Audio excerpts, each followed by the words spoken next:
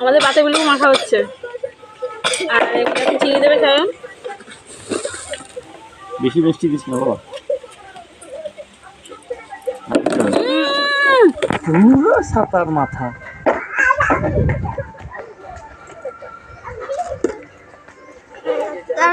Heavy হবে খেতে।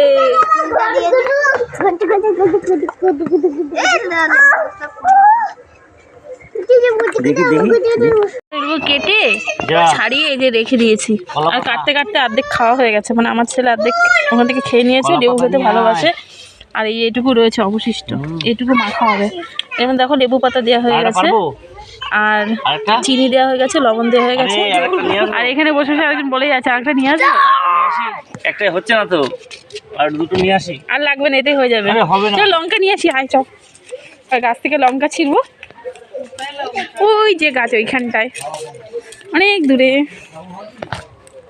তো চলে এসছি, লঙ্কা ছিঁড়বো, লঙ্কা হয়েছে গাছটায়।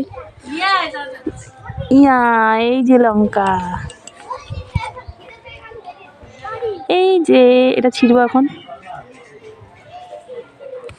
ছেড়েও না শক্ত, আর একটা লাগবে। এই যে এটা কি সুন্দর টাটকা লঙ্কাগুলো, এই লঙ্কাগুলো গরম ভাতে হেভি লাগে খেতে।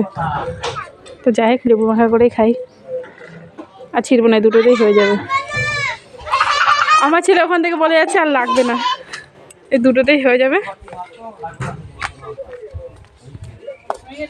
এনে এনে লঙ্কা, আমি ডলছি লঙ্কা। আটা নিয়ে আসি, ছোটটা আছে, এটা পেয়ে খাইনি। সুন্দর টাটকা লঙ্কা বাবা।